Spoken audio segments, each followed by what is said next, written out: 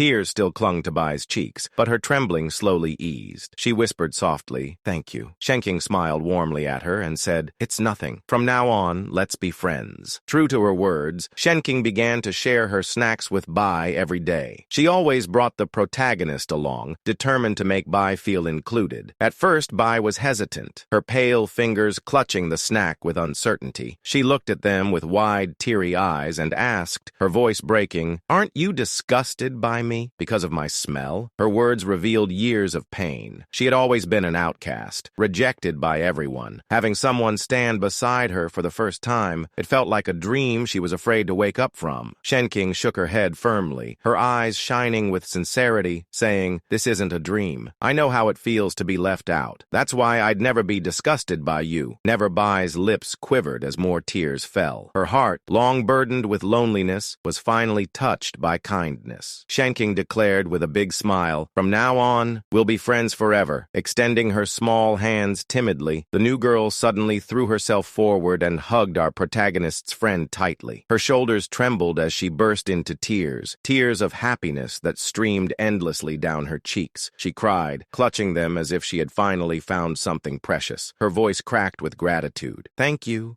so much." Our protagonist and his friend looked at her, startled, but then smiled warmly. She looked up at them with glistening eyes and whispered, "Because you shared your snacks with me, I want to give you something in return." Her little hands fumbled at her neck, and she pulled out a necklace with 2 sharp beast fangs dangling from it. She explained earnestly, her lips trembling with emotion. "I got these for my birthday. I hope you like them. Please, take this as a symbol of our new friendship." The 2 friends accepted the necklace with shining eyes. Together, the 3 of them clasped hands and promised solemnly, almost as if sealing an oath, "We'll be friends forever and ever." The moment felt eternal, but life had other plans. Not long after, shocking news caught the girl off guard. She hadn't expected it, but it came like a thunderclap. Our protagonist, with a grave expression, confirmed her fears. He said quietly, "I saw you filling out transfer papers." He had peeked into the principal's office, and there she was, with a cyborg man standing beside her, handling paperwork. At that moment, he realized Bayou's identity was not simple at all. From that day forward, he never saw her again. She faded from his life and became nothing more than a childhood memory. But what followed her departure would stay with him forever. At home, our young hero used his strange message skill to pass along comforting words to his mother. She smiled warmly, her tired eyes softening, and said, "Thank you, my boy. You've taken away some of my stress from work." Not long after, the television blared with breaking headlines. The screen showed a boy in Kyoto, just 10 years old, lifting a giant boulder with one hand. The announcer shouted about his gene fusion, calling him a prodigy. Just then, our boy's father stepped into the room, his face sour. He grumbled, "That brat's on TV again? Always him." His mother tried to calm him down. "You know, his family is from a martial arts lineage. They have access to advanced technology. That's why he's ahead of others." Our MC, however, clenched his fists and smirked inwardly, saying to himself, "At 8 years old, I can already lift 300 kilograms without any gene fusion." His chest swelled with confidence. His future felt limitless, but that confidence shattered moments later. The TV screen suddenly cut to footage of chaos, a beast attack in a neighboring country. Gigantic rats swarmed the city, their monstrous bodies crushing buildings. In the middle of the carnage, a woman was caught by one of the rats. She screamed, struggling desperately, but the beast snapped its enormous jaws shut. Her cries ended in a heartbeat. Gasps filled the room. The anchor's voice trembled as a politician appeared, pleading desperately for help while blaming a dangerous cult for the catastrophe. Our boy exhaled shakily, saying, "At least I live in a strong country. I'll grow up safely here." But safety is a fragile illusion. That night, a strange rumble pierced the silence. His eyes shot wide open. Then an explosion echoed in the air. The entire house rattled. He rushed to the window, his small hands trembling as he pulled back the curtain. His jaw dropped. Several cyborgs streaked across the night sky, their metallic bodies glinting under the moonlight. He whispered, his heart racing. Why are there so many of them? By morning, everything seemed normal. He went to school, shaking off the unease. He was already waiting for the girl at the gate. He said, "You're late again." He chuckled and apologized, but as he looked closer, a strange glow was radiating from her chest. He squinted and then realized it was coming from the beast fang necklace Bayou had given her. her. His breath caught, and he said, "So, that strange aura I felt before, it was from this monster tooth." The glow faded as quickly as it appeared, but the mystery lingered in his mind. As they walked down the street together, chatting casually, a figure suddenly blocked their path. A tall woman with striking red hair. She smiled sweetly, almost too sweetly. She cooed, "Aren't you two just the cutest children?" She tilted her head mischievously. "Tell me, are you siblings? Or maybe boyfriend and girlfriend?" The boy's friend giggled innocently. She said with a bright smile, "We're just good childhood friends." The woman's grin curled into something darker. "Oh, how envious I am of your friendship. By the way, where are your parents? Children shouldn't be wandering alone." Before his friend could answer, our protagonist's instincts screamed. His expression hardened. He grabbed her hand and pulled her away. He said firmly, "We're late for school. Let's go." The two hurried into the schoolyard. There, he stopped and whispered urgently to her, his face serious. "Don't talk to strangers, ever." She nodded quietly, sensing his unease. The day passed, and after school, the two headed home together. The sun was setting, casting long shadows across the alleyways. His friend muttered nervously, "This place is way too quiet. It feels creepy." He explained calmly, "It's scheduled for demolition. That's why no one's around." But before they could relax, a voice echoed chillingly, "There you are." Their blood ran cold. It was the red-haired woman. She was waiting for them. She sneered. "You really thought you could slip away?" The boy's heart pounded, saying to himself, "How? I took a shortcut, and yet she still found us." Then, a huge, muscular man stepped out from behind her. His eyes glinted greedily. The woman said sweetly, her lips curling, "Come with us, kids. We'll treat you to a nice meal." But the big man snarled impatiently, saying, "Forget the talk. I'm in a hurry to sell them." He lunged forward, his massive hands reaching to snatch them. But our MC didn't flinch. He clenched his fists, eyes burning with defiance, saying, "I'm not afraid of you." With one swift movement, he struck, a lightning-fast punch aimed straight at the man's weak point. The blow landed squarely in the thug's family jewels. The man howled in agony, his face twisting as he collapsed, gasping for air. The sheer force of the hit sent him flying backward. The woman's eyes widened in disbelief. "What? A kid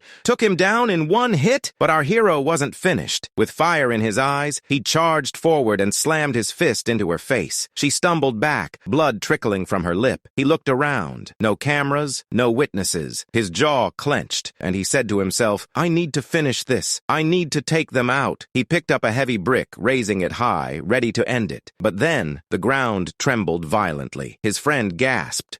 What's happening?" The wall beside them shattered as a colossal claw burst through. A monstrous rat emerged, its crimson eyes glowing with hunger. The beast lowered its massive jaws, and with one swift bite, it crushed the red-haired woman, ending her life in an instant. The girl screamed in terror. What is that thing?" Our protagonist grabbed her arm tightly and said, "It's a giant, dangerous rat! Run!" Just as they turned to flee, a brilliant flash of red streaked down from the sky. A blonde cyborg in crimson armor landed gracefully before them, hovering in the air with radiant energy swirling around her. The boy froze in awe. His heart skipped a beat, saying, "She's incredible." The armored heroine raised her hand, energy crackling violently, and said, "Stay back, children." Her eyes locked on the monstrous rat. With a roar of determination, she unleashed her attack. A barrage of glowing projectiles shot from her palm, tearing through the air. They struck the rat dead on, engulfing it in a massive explosion that shook the entire alley. At the very last moment, our MC threw himself in front of Shenking Han, shielding her with his body. Heat licked across his back, his teeth clenched, but he did not budge. The aberrant rat, massive, scarred, and foul, was caught full in the fiery explosion. Its fur smoldered, its roars shaking the ground. As the anesthetic smoke seeped in, the beast staggered, eyes rolling, movements sluggish. The girl's gaze sharpened and said, "This is it, my chance." Her mechanical limbs whirred as she surged forward. With cold precision, she unleashed a storm of strikes, metal fists and blades tearing through the weakened creature. The rat gave one last shriek before collapsing, lifeless, on the broken concrete. Later that evening, the world seemed calmer. Our MC sat at home, eyes fixed on the glowing screen of the television. The news report replayed the battle, the explosion, the rat's cries, the cyborg's relentless assault. His expression was calm, but thoughtful. He tapped his chin.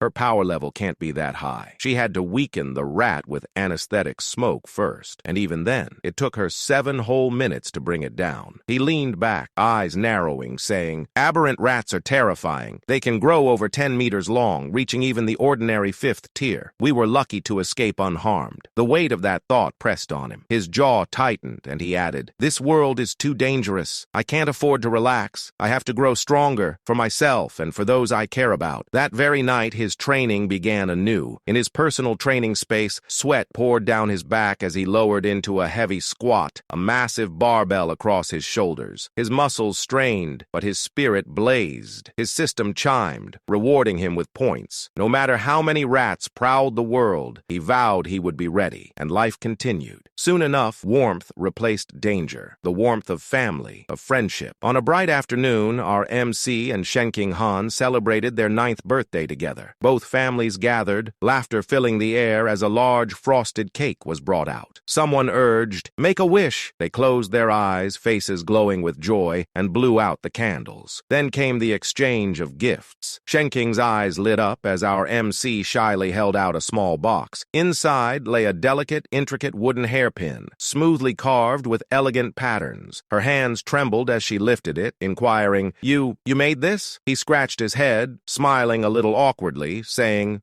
Picked up carving last night. Thought you might like it." Her eyes shimmered. With a delighted laugh, she slid the pin into her hair. She twirled, grinning from ear to ear. "I love it. It's beautiful." Time moved swiftly after that. Elementary school came to an end. As they graduated, our MC's system lit up with a grand announcement. Achievement complete. Dominated 9 years of compulsory education. Titles unlocked. Kindergarten Kid King. Elementary school top dog. He grinned at the glowing words. Next, middle school overlord. Then I'll unlock survival of the fittest. His fists clenched with excitement. During the break, he did not rest. Day after day, he pushed himself to the limit. His body honed like iron. Weighted push-ups, running endless drills. At one point, he balanced a massive boulder across his back, grinding through 1,000 push-ups, every repetition earning him surging stat boosts. One morning, after a grueling 10-kilometer run, the chime of his system rang once more. Biological level breakthrough, ordinary 3rd tier. His body trembled with new strength. He flexed his hands, marveling. His grin widened, saying, "One hand, 700 kilograms, a vertical jump of 4 meters, and a 100-meter dash in 6 seconds. I'm getting there." But as his power soared, his thoughts turned to the Kyoto prodigy. That very night, the television screen flashed with breaking news. The reporter announced. On screen, the prodigy casually lifted a 2,000-kilogram alloy block with one hand. "The Kyoto prodigy, now just 14 years old, has successfully fused with giant ant genes." Gasps echoed across the broadcast. Our MC's eyes gleamed, calculating silently, and said, "Giant ant genes multiply strength by 4 to 8 times. That means his base is only around 500 kilograms. Even without fusion, I'm stronger." He leaned back with a calm smile, saying, "Just imagine when I start fusing genes." The next morning marked the start of a new chapter, middle school. As the city's top student, our MC had been courted by every elite school. But he had only one condition. Wherever he went, Shenking Han must be in his class. And so, they stepped into Shanghai Middle School together. The principal and new homeroom teacher greeted them warmly. The teacher said earnestly, "We're counting on you." He smiled politely, but soon excused himself, tugging Shenking along. His true reason for choosing this school wasn't prestige. It was the state-of-the-art athletic facilities. And right now, the badminton courts were calling. On the court, Shenking's eyes sparkled with excitement. She twirled her racket dramatically, saying, "Let's start!" Watch closely. My fairy's curveball serve. She sent the shuttlecock flying with a flourish. Our MC chuckled, casually snatching it mid-air. But before they could continue, a group of upperclassmen swaggered onto the court. Their leader, cap worn backwards, snatched the shuttlecock from our MC's hand. His tone was mocking. "This court's reserved. Get lost." His friends sneered, one of them leering at Shenking. "But hey, little sister, you can stay. Play with us instead." Shenking's eyes blazed. "No, we were here first. Follow the rules." Our MC's expression darkened, cold, sharp. He stepped forward, voice cutting. "Stay away from her. First come, first serve. That's the rule." The leader smirked arrogantly, tossing the shuttlecock into the air. "Rules? Heh, from now on, I'm making the rules." But before his serve landed, our MC moved. His body blurred, power surging. He declared, "My rules are the only ones that matter." His racket swung. The shuttlecock shot across the court like a blazing comet. comet. It slammed into the leader's racket, shattering it into splinters. The shockwave blew his cap clean off his head. The upperclassman froze, drenched in cold sweat. One stammered, He's not human. Is he a gene fuser? If that shot was a little off, another whispered in terror, our boss's head would have been gone. Trembling, they bowed deeply, saying, we understand the rules now. Forgive us. We'll leave immediately. And with that, they fled. Word of the incident spread like wildfire. From that day on, no one dared to bully our MC or Shenking Han again. Middle school life unfolded much the same, though grander. The facilities were larger, the halls brighter. But academically, our MC was untouchable. He had long since mastered the curriculum. During classes, he often read quietly, while at night, after training, he used his celestial root of wisdom to devour new skills: cooking, photography, driving, swimming, sports of every kind. Yet, despite all his efforts, the middle school overlord title eluded him. Winning first in every subject wasn't enough, so he threw himself into competitions, stacking trophies high. To stay low profile, he avoided taking first every single time, but even so, his name became legend. Love letters piled on his desk daily, but he ignored them all. His focus remained on training and tutoring Shenking. When the school sports festival arrived, he knew, this is it. This is my chance. He entered only 3 events: shot put, high jump, sprinting, strength, jumping, speed. The results were dazzling. With casual ease, he threw the shot put an earth-shaking 201.1 meters. He held back, but still crushed every opponent. One by one, he claimed victory in all 3 events. Sitting with Shenking afterward, his gold medal glinting in the sunlight, a sudden power coursed through him. His system's voice rang clear. Middle school overlord title unlocked. Achievement complete. Dominant 9 years of compulsory education. New biological attribute obtained: survival of the fittest. Our MC's fists clenched with satisfaction. His eyes burned with determination. Finally, the title was his, and the path ahead had only just begun.